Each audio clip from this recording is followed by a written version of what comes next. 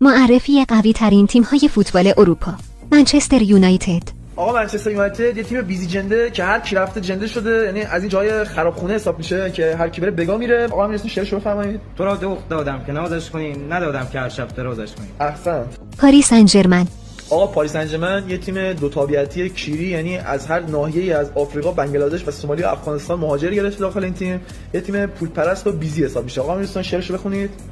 جوی آب و می ناب و دختر نیکوسرش، ای به تخمم که نرفتم به بهشت. اتلتیکو مادرید.